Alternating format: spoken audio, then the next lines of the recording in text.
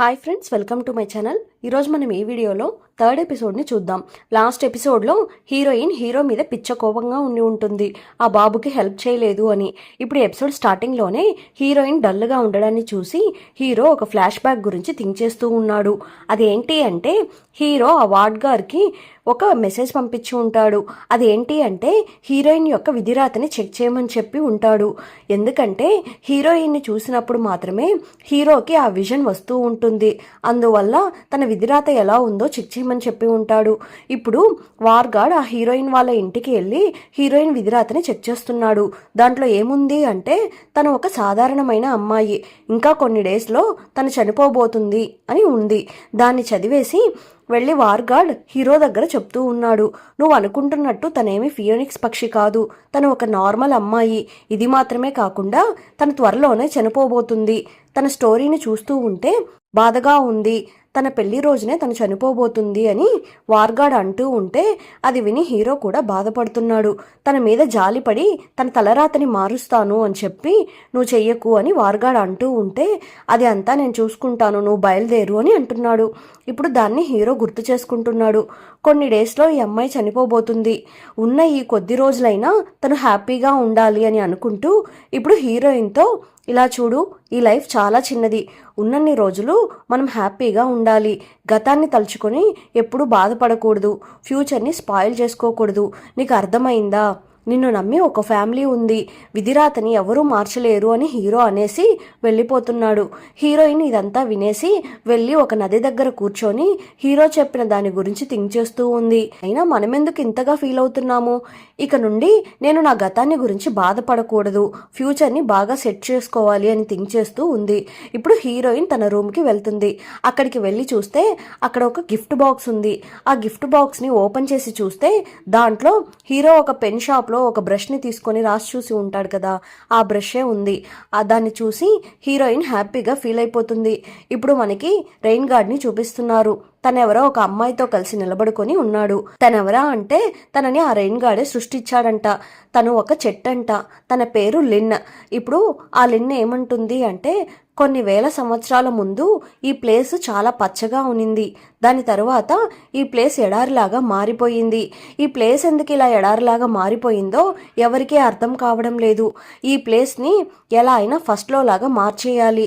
లోకంలోనే ఈ ప్లేస్ ఒక వ్యవసాయం చేసే భూమిలాగా పచ్చగా ఉనింది అని ఆ అమ్మాయి అంటూ ఉంటే రెయిన్ గార్డ్ కూడా, అవును, నువ్వు చెప్పిందంతా కరెక్టే, ఈ ప్లేస్ని మనం ఫస్ట్లో లాగా మారుద్దాం అనేసి ఒక మంత్రిచ్చిన మట్టిని తీసుకొని దాన్ని ఆ ప్లేస్లో వెయ్యగానే ఆ ప్లేస్ అంతా చెట్లు మొలవడం స్టార్ట్ అవుతుంది. దాన్ని చూసి అమ్మాయి ఇదేంటిది అని అడుగుతుంది. ఇది మంత్రించిన మట్టి, ప్రాణం లేని వస్తువులకి ప్రాణం పోస్తుంది. ఎలాంటి చెట్లు పుట్టలు అయినా ఈ మంత్రించిన మట్టిని కొంచెం వేయగానే వాటికి ప్రాణం వచ్చేస్తుంది అని రెయిన్ గార్డ్ అంటూ ఉన్నాడు. దీంట్లో మొత్తం 10 చుక్కలు మాత్రమే ఉన్నాయి. ఆ 10 చుక్కలకి ప్రాణం పోసే శక్తి ఉంది, దీన్ని నువ్వే ఉంచుకో అనేసి వార్గాడ్ ఆ గిఫ్ట్ని లిన్కి ఇస్తున్నాడు. ఇప్పుడు మనకి హీరోని చూపిస్తున్నారు. లాస్ట్ ఎపిసోడ్లో హీరో హీరోయిన్ ఇద్దరు కలిసి ఒక బాబుని చూసి ఉంటారు కదా, ఇప్పుడు ఆ బాబు దగ్గరికి మన హీరో వెళ్తూ ఉన్నాడు.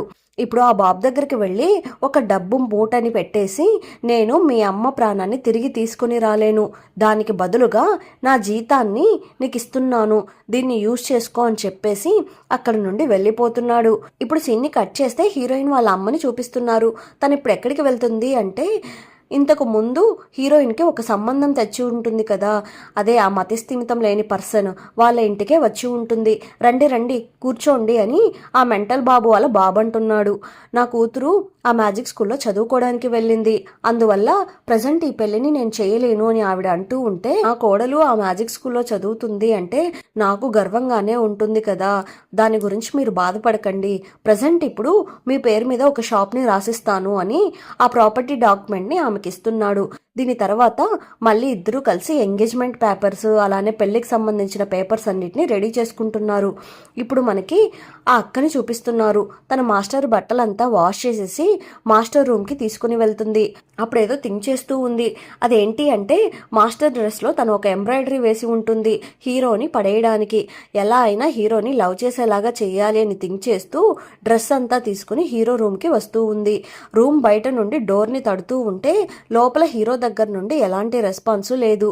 ఎందుకంటే హీరో ఎప్పుడు తన రూమ్ని మంత్రంతో లాక్ చేసి లోపల ప్రాక్టీస్ చేస్తూ ఉంటాడు కదా, చాలాసేపు బయటనే నిలబడుకొని ఉంటూ ఉంది. ఇప్పుడు హీరోయిన్ అక్కడికి వస్తుంది. మీరు ఇక్కడేం చేస్తున్నారు అని అడుగుతుంది. తను అంటుంది, మాస్టర్ బట్టలంతా వాష్ చేసేసి తీసుకొని వచ్చాను అని డోర్ అసలు ఓపెన్ కావడం లేదు అని తను అంటూ ఉంటే, నేను మాస్టర్కి టీ తీసుకుని వెళ్తున్నాను, ఆ బట్టలు కూడా నా దగ్గరే ఇవ్వండి, నేనే మాస్టర్కి ఇచ్చేస్తాను అని చెప్పి ఆ బట్టల్ని తీసుకుని వెళ్తుంది. హీరోయిన్ వెళ్ళి డోర్ మీద చెయ్యి పెట్టగానే ఆటోమేటిక్గా డోర్ ఓపెన్ అయిపోతుంది. హీరోయిన్ లోపలికి వెళ్ళగానే ఆటోమేటిక్గా డోర్ క్లోజ్ అయిపోతుంది. అక్క లోపలికి వెళ్దామని వెళ్ళి ట్రై చేస్తూ ఉంటే డోర్ ఓపెన్ కావడం లేదు. ఆ మంత్రం మళ్ళీ యాక్టివేట్ అయినట్టు ఉంది. తను లోపలికి వెళ్ళలేక ఆ కోపంతో అక్కడి నుండి బయటకి వెళ్ళిపోతుంది. ఇప్పుడు హీరోయిన్ లోపలికి వచ్చి, మీ బట్టలని ఆ లీషి వాష్ చేసి తీసుకుని వచ్చింది, దాన్ని ఇప్పుడు నేనే లోపలికి తీసుకుని వచ్చాను అని అంటుంది. ఓహో, తనే డైరెక్ట్గా తెచ్చివ్వచ్చు కదా, నువ్వెందుకు తీసుకొని వచ్చావు అని మాస్టర్ అంటున్నాడు. లేదు, నేను మీకోసం టీని తీసుకొని వస్తూ ఉన్నాను, అప్పుడు లీషిని చూశాను, తను కూడా బట్టలతో బయట నిలబడుకొని ఉనింది, అందుకే నేనే అడిగి తీసుకుని వచ్చాను, ఎందుకంటే నేను కూడా ఇక్కడే పని చేస్తున్నాను కదా అని హీరోయిన్ అంటూ ఉంటే, నువ్వేమి ఇక్కడ పని చేయడం లేదు, నువ్వు ఇక్కడ ఒక స్టూడెంట్వి, నా బట్టల్ని ఎవరైనా వాష్ చేయవచ్చు అని హీరో అంటున్నాడు.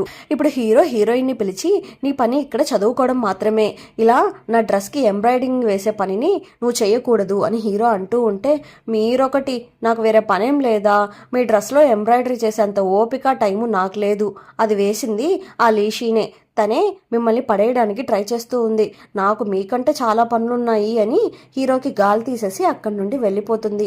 హీరో వెంటనే ఒక మంత్రాన్ని వేసి ఆ ఎంబ్రాయిడరీని మాయం చేసేస్తున్నాడు. ఇప్పుడు నెక్స్ట్ డే అవుతుంది. హీరో క్లాస్ చెప్పడానికి వస్తున్నాడు. ఇక్కడ అక్కేమో ఎంబ్రాయిడరీ డిజైన్ కనిపించడం లేదేంటి అని వెతుక్కుంటూ ఉంది, కానీ అక్కడ ఎంత వెతికినా ఆ డిజైన్ మాత్రం కనిపించడం లేదు.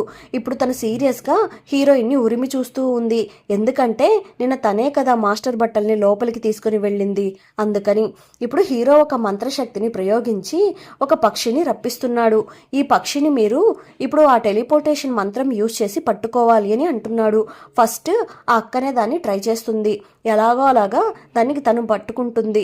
నెక్స్ట్ మింగు వెళ్ళి తను కూడా దాన్ని బాగానే పట్టుకుంటున్నాడు. ఇప్పుడు ఒక్కొక్కరు వెళ్ళి ట్రై చేస్తూ ఉంటే ఒకడేమో వచ్చి కింద పడిపోతున్నాడు, ఇంకొకడు వెళ్ళి బావిలో పడిపోతున్నాడు, ఇలా రకరకాలుగా చేస్తూ ఉన్నారు. హీరోయిన్ ఆ టెలిపోర్టేషన్ మంత్రాన్ని ట్రై చేస్తుంది, కానీ తనకది రావడం లేదు. ఎందుకు వచ్చిన గొడవ, సైలెంట్గా ఉందాము అని కామ్గా వెళ్ళి నిలబడుకుంటుంది. తను అలా చేస్తూ ఉండడాన్ని హీరో గమనిస్తున్నాడు. మీ అందరికీ క్లాస్ కంప్లీట్ అయిపోయింది, వేషి నీకు మాత్రం స్పెషల్ క్లాస్ ఉంది, నాతో పాటు రా అని పిలుస్తున్నాడు. అయ్యయ్యో, నాకు మాత్రమే స్పెషల్ క్లాసా, వీడేం చేస్తాడో ఏమో అని థింక్ చేస్తూ వెళ్తూ ఉంది. ఇప్పుడు హీరో అక్కడ ఉన్న స్టేజ్ మీదకి వెళ్ళి నిలబడుకొని, ఇప్పుడు నువ్వు నా దగ్గరికి రావాలి, అది కూడా ఆ టెలిపోర్టేషన్ మంత్రాన్ని యూజ్ చేసి అని హీరో అంటూ ఉన్నాడు. హీరోయిన్ ఆ మంత్రాన్ని ట్రై చేస్తుంది, కానీ తనకది అస్సలు రావడం లేదు. మళ్ళీ మళ్ళీ ట్రై చేస్తూ ఉంది. ఇదంతా చూసి హీరోకి పిచ్చ కోపం వచ్చేస్తుంది. హీరో వెంటనే హీరోయిన్ దగ్గరికి వెళ్ళి ఈ బుక్ చదువు అని బుక్ని ఇస్తున్నాడు. దానికి హీరోయిన్, నేను ఆల్రెడీ ఈ బుక్ని చదివేశాను, కానీ నాకు ఏమీ అర్థం కావడం లేదు, నాకు రావడం లేదు అని అంటుంది. అది విని హీరోకి బాగా కోపం వచ్చేసి హీరోయిన్ చేతులు పట్టుకొని ఆ టెలిపోర్టేషన్ మంత్రాన్ని యూజ్ చేసి ఒక ఎత్తైన చెట్టు మీదకి తనని తీసుకుని వెళ్ళి వదిలేస్తున్నాడు. నువ్వు ఆ టెలిపోర్టేషన్ మంత్రాన్ని యూజ్ చేసి కిందకి వచ్చే పని అయితే రా, లేకపోతే నువ్వు ఇక్కడే ఉండు అనేసి హీరో వెళ్ళిపోతున్నాడు. హీరోయిన్ ఏమో అక్కడే భయపడిపోయి కూర్చొని ఉంది. ఇప్పుడు హీరోయిన్ ఆ ఎత్తైన చెట్టు మీద కూర్చొని డిఫరెంట్గా మంత్రాన్ని ట్రై చేస్తుంది, కానీ తనకి కొంచెం కూడా ఆ మంత్రం వచ్చేలాగా లేదు. తను అలా చేస్తూ ఉండడాన్ని కింద నిలబడుకొని ఆ చెల్లెలు చూసి ఒక స్లింగ్ షాట్ని తీసుకొని కొడుతూ ఉంది. అప్పుడు ఆ బుక్ కింద పడిపోతుంది. అంతలో అక్కడికి అక్క వస్తుంది. ఎందుకు ఇలా చేస్తున్నావు అని చెల్లెల్ని తిడుతూ ఉంటే, అక్క నేనేం చేయలేదు, మన మాస్టర్ని తనని పైకి తీసుకుని వెళ్ళి వదిలిపెట్టేసి వచ్చారు అని అంటుంది. ఇప్పుడు స్టూడెంట్స్ అందరూ అక్కడికి వచ్చేస్తున్నారు. ఇప్పుడు ఆ చెల్లెలేమో ఇక్కడ ఈ కోతి బాధ పడలేక మాస్టర్ ఆ కోతిని చెట్టు మీదకి వదిలేసి వచ్చినట్టున్నారు అని కామెంట్స్ చేస్తూ ఉంది. ఇప్పుడు ఆ లడ్డు బాబు, నువ్వు కింద పడిపో, నేను కావాలంటే వచ్చి పట్టుకుంటాను అని అంటున్నాడు. రే బియ్యం బస్తా, మర్యాదగా ఉండదు, ఇక్కడ నుండి పారిపో అని హీరోయిన్ అంటూ ఉంది. మింగ్ అదంతా చూసి ఫీల్ అవుతున్నాడు. మింగ్ తనని కాపాడడానికి వెళ్ళబోతుంటే నువ్వు అలా తనని కాపాడకు, తన ఆ మంత్రాన్ని నేర్చుకోవాలని తనని తీసుకుని వెళ్ళి మాస్టర్ అక్కడికి వదిలేసి వచ్చారు. మనం ఎవరైనా హెల్ప్ చేస్తే మాస్టర్ మళ్ళీ మనకి పనిష్మెంట్ ఇస్తాడు, తను ఆ మంత్రాన్ని నేర్చుకొని కిందకి రానివ్వండి అని అంటుంది. అది విని ఎవరూ మన హీరోయిన్కి హెల్ప్ చేయడానికి ముందుకు రావడం లేదు. ఇప్పుడు అందరూ వెళ్ళిపోతున్నారు. ఇప్పుడు ఆ అక్క టెలిపోర్టేషన్ని యూజ్ చేసి ఆ చెట్టు మీదకి వెళ్ళి ఆ బుక్ని ఇస్తుంది. ఏకాగ్రతతో మనసుని లగ్నం చేసి మంత్రాన్ని ప్రయోగించు, అప్పుడు అది వర్క్ అవుతుంది అని చెప్పేసి తను కూడా అక్కడి నుండి వెళ్ళిపోతుంది. ఇప్పుడు ఆ లడ్డు బాబు మాస్టర్ని మీట్ అవ్వడానికి వెళ్ళి, మాస్టర్ నేను ఈ స్కూల్లోనే వరస్ట్ స్టూడెంట్ని, లీస్ట్ ర్యాంక్లో ఉన్నాను, మార్క్స్ చాలా తక్కువగా వచ్చాయి, మీరు దీన్ని తీసుకొని నన్ను ఫస్ట్ క్లాస్లో పాస్ చేయండి అని అంటున్నాడు. అలా కుదరదు, నేను అలా చెయ్యను అని మాస్టర్ అంటున్నాడు. ఇప్పుడు ఆ లడ్డు బాబు బాడీ నుండి ఆ చెడు శక్తి బయటికి వచ్చి సన్ గాడ్ ఎలా ఉన్నారు అని పిలుస్తూ ఉంటే హీరో షాక్ అయిపోతున్నాడు. వీడి బాడీలో ఏదో చెడ్డ శక్తి ఉంది అని హీరో కనిపెట్టేసి ఒక మంత్రాన్ని వేసి దాన్ని బయటకు తరిమేస్తున్నాడు. ఆ చెడ్డ శక్తి బయటకు రాగానే వాతావరణం అంతా ఒక్కసారిగా మారిపోతుంది. గాలి గట్టిగా వీస్తుంది, ఉరుములు మెరుపులు వస్తున్నాయి. హీరోయిన్ ఏమో పాపం ఆ చెట్టు మీద కూర్చొని ఉన్నింది కదా, గట్టిగా గాలి వీస్తూ ఉండడంతో కాళ్ళు స్లిప్ అయ్యి కిందకి పడిపోతుంటే ఒక కొమ్మని పట్టుకొని ఉంది. ఇప్పుడు ఆ కొమ్మ పట్టుకొని వేలాడుతూ ఉంది. చాలాసేపటి నుండి అలా వేలాడుతూ ఉండడంతో చేతులంతా నొప్పి వచ్చేసి కొమ్మని వదిలేస్తుంది. హీరోయిన్ కింద పడుతూ ఉంటే అప్పుడు కరెక్ట్గా ఆ టైంలో హీరో వచ్చి హీరోయిన్ని పట్టుకుంటున్నాడు. జాగ్రత్తగా హీరోయిన్ని కిందకి దింపుతున్నాడు. హీరోయిన్ కిందకి దిగగానే పిచ్చ కోపం వచ్చి హీరోని లాగిపెట్టి ఒకటి పీకుతుంది. నాకేమైనా నీలాగా మంత్రశక్తి తెలుసా? నన్ను తీసుకుని వెళ్ళి ఆ చెట్టు మీద వదిలిపెట్టావు, ఒకవేళ నేను గాని కింద పడిపోయి ఉంటే ఎప్పుడో చనిపోయి ఉంటాను అని ఫుల్గా తిట్టేసి అక్కడి నుండి వెళ్ళిపోతుంది. హీరో తన రూమ్లో ఉన్నప్పుడు హీరోని చూడ్డానికి వార్గాడ్ వస్తున్నాడు. హీరో ఫేస్ దగ్గరికి వెళ్ళి చూసేసి ఎవర్రా నీ బుగ్గల మీద ఇలా బూరెలు వేసింది అని అడుగుతూ ఉంటే హీరో ఏదేదో చెప్పి టాపిక్ని డైవర్ట్ చేసేస్తున్నాడు. వార్గాడ్ అవునవును, నిన్ను కొట్టే ధైర్యం ఇంకెవరికి ఉంది అని అంటున్నాడు. నేను ఇప్పుడే ఆ విధిరాతకు సంబంధించిన గార్డ్ని మీట్ అయ్యి వచ్చాను, త్వరలోనే ఆ అమ్మాయి చనిపోబోతుంది అని వార్గాడ్ అంటున్నాడు. ఇప్పుడు హీరో నేను ఆ స్కూల్లో చెడ్డ శక్తిని చూశాను, ఇన్ని సంవత్సరాలుగా ఆ డెమాన్ వరల్డ్లో ఉండే ఈ చెడ్డ శక్తులు ఎవరిని ఏమీ చేయలేదు, కానీ ఇప్పుడు అది ఇక్కడికి వచ్చింది అంటే అది ఆ ఫీనిక్స్ పక్షి కోసమే అయి ఉంటుంది అని హీరో అంటూ ఉంటే నేను కావాలంటే సేఫ్టీ కోసం కొంతమందిని ఇక్కడికి పంపించనా అని అంటున్నాడు. అదంతా ఏం అవసరం లేదు, నేనే హ్యాండిల్ చేసుకుంటాను అని హీరో అంటున్నాడు. ఇప్పుడు మనకి కొత్తగా ఒక పర్సన్ని చూపిస్తున్నారు. ఇతను ఉల్ఫ్ జాతికి చెందిన పర్సన్. అతని పేరు ఊయా అంట. ఇతడు పాతాళ లోకానికి చెందిన ప్రిన్స్ అంట. అతని పక్కనే ఒక అమ్మాయి ఉంది, తనే ఫాక్స్ ప్రిన్సెస్ అంట. వీళ్ళిద్దరికీ ఆల్రెడీ ఎంగేజ్మెంట్ అయిపోయి ఉంటుంది. ఇప్పుడు ఊయా ఏమంటున్నాడు అంటే నీకు త్వరగా పిల్లల్ని కనాలని ఉందా అని అడుగుతున్నాడు. అవును అని అమ్మాయి అంటుంది. వీళ్ళ జాతికి ఒక శాపం ఉంటుందంట, అదేంటి అంటే వీళ్ళు పిల్లల్ని కనలేరంట. ఈ శాపాన్ని పోగొట్టాలి అంటే ఆ ఫీనిక్స్ పక్షి యొక్క రెక్కలు వీళ్ళకి కావాలంట. ఈ శాపాన్ని పోగొట్టడానికి ఆ ఫీనిక్స్ పక్షి రెక్క కావాలి. ఇప్పుడు నేను దాన్ని కనిపెట్టడానికి నేను వెళ్తున్నాను అని ఊయా అంటున్నాడు. తను ఓకే అని అంటుంది. ఇప్పుడు స్కూల్ని చూపిస్తున్నారు. హీరో క్లాస్ చెప్తున్నాడు. ఇప్పుడు అందరికీ రూపాన్ని మార్చే మంత్రాన్ని నేర్పిస్తున్నాడు. కానీ ఆ మంత్రాన్ని ఎవరు కరెక్ట్గా చేయడం లేదు, ఎవరూ సరిగ్గా చేయడం లేదు అని హీరోకి కోపం వచ్చి అందరికీ పనిష్మెంట్ ఇస్తున్నాడు. ఇప్పుడు వచ్చేసి ఆ వుల్ఫ్ ప్రిన్స్ ఫీనిక్స్ పక్షిని వెతుక్కుంటూ ఆ స్కూల్ దగ్గరికి వస్తూ ఉన్నాడు. అతను అలా లోపలికి వస్తూ ఉండడంతో ఈ ఎపిసోడ్ ఎండ్ అయిపోయింది. మళ్ళీ నెక్స్ట్ ఎపిసోడ్లో కలుద్దాం. చాలా మంది నా ఛానల్ని సబ్స్క్రైబ్ చేయకుండానే చూస్తున్నారు. ప్లీజ్ సబ్స్క్రైబ్ చేయండి, అలానే లైక్స్ వేయండి. మీరు వేసే ఒక్కొక్క లైక్ నా ఛానల్ని వేరే వాళ్ళకి రికమెండ్ చేస్తుంది. ప్లీజ్ సపోర్ట్ చేయండి. Thanks for watching.